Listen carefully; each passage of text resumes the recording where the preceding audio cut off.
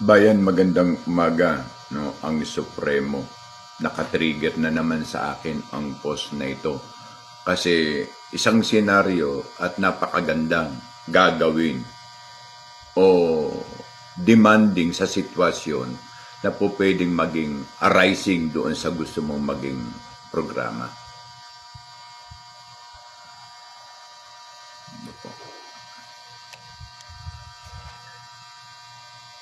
Base kay Attorney Libito Balipol na informasyon lang ito, no? Mukhang sila rin ang bumili ng gold na ibinenta sa Central Bank. So idealistic po, ulitin po natin bayan. Balikod. Okay. Ito po ay informasyon lang or wastong panukatan na ginawa ni Attorney Libino Balikod para kay BBM. Impormasyon lang ito, no, na mukhang sila lang din ang bumili ng gold na ibinenta ng Central Bank.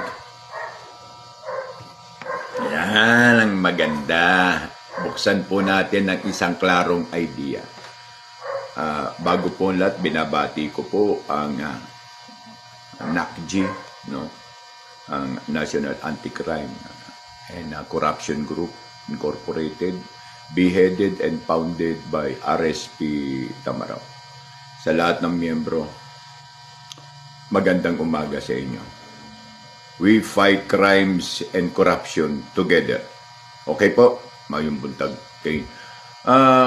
Sa termino na binibitawan ni Attorney Balikod, na sa kanyang pagbabaybay, sa kanyang suspecha, sa kanyang hinala, at sa kanyang duration ng mga continuation na po pwedeng maganap to anticipate scenario between sa kung ano ang istoryang nakapaloob sa 25.5 ton of gold. Kaya pala, nawala rin yung halaga ng 129 billion kung saan napunta. Idea? In connection. Why ang gobyerno ay hindi na ipaliwanag kung nasaan napunta ang 129 billion na halaga nakatumbas ng 25.5 ton of gold. This is a scenario answer.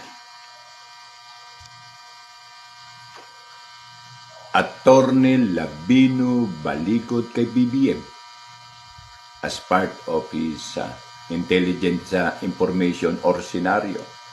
Information lang ito na mukhang sila lang ang bumili ng gold na ibinenta ng Central Bank. Sila. Why the reason is, ganito po. Base rin din po sa kanyang pagbabaybay. Base rin po sa kanyang kaalaman.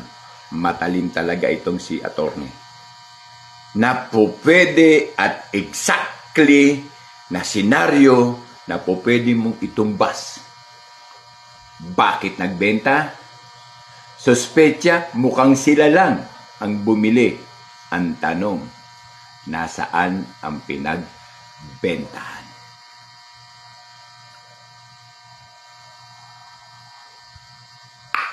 Question mark. Why it was? Ang senaryo po ay ganito. If BP Sara as informative and clarificatory ba? Clarification. Gagamit sana ako ng malalim pero bumabaw. Nakuha ko po kasi agad.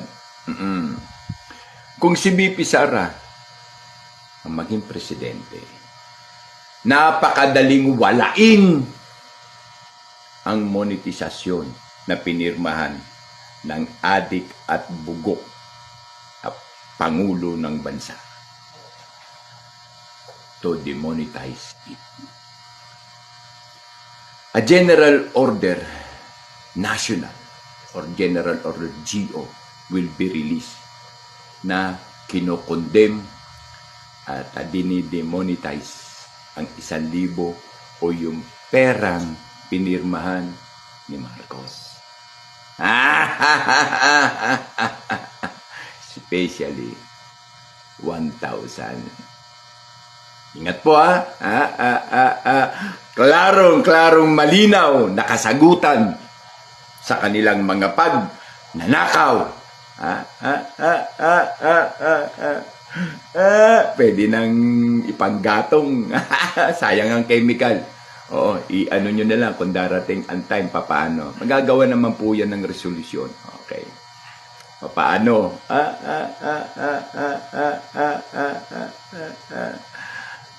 Kung makakalusot man sila dito, pangilan-ngilan, pero there is a factors of verification and question.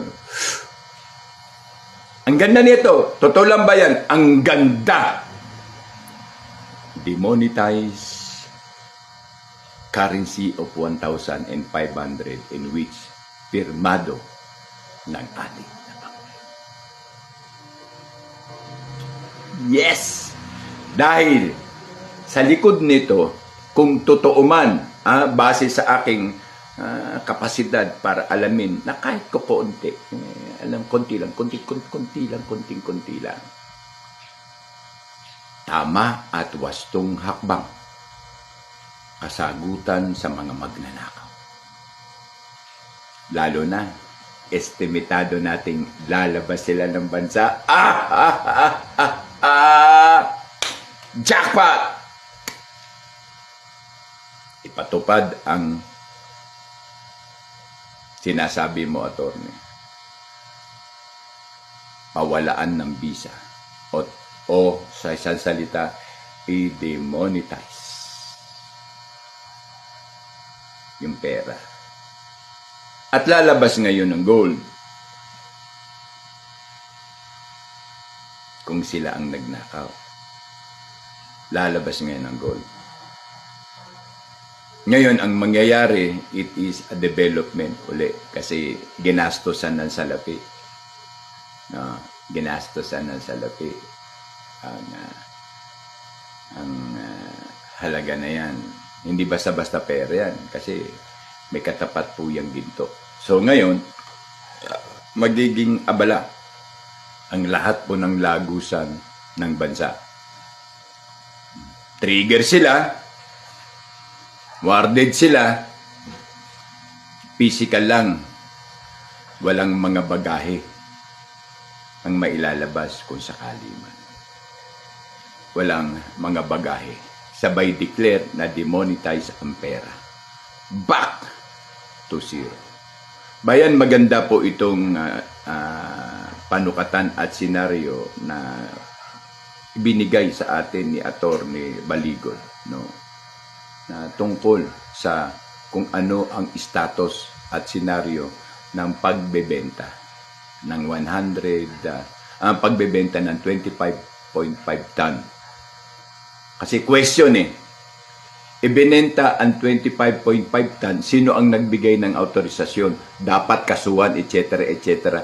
Kasuhan sila. Pangalawa, nasaan ang pinagbentahan? Wala. Kasuhan ang Pangulo ng Bansa. Yun ang pinakamaganda.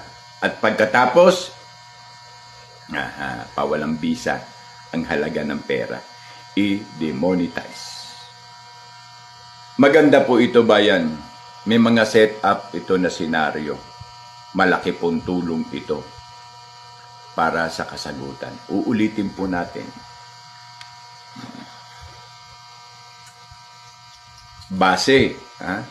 Viral po ngayon yan. Viral. At Attorney Levitico Balicod kay BBM.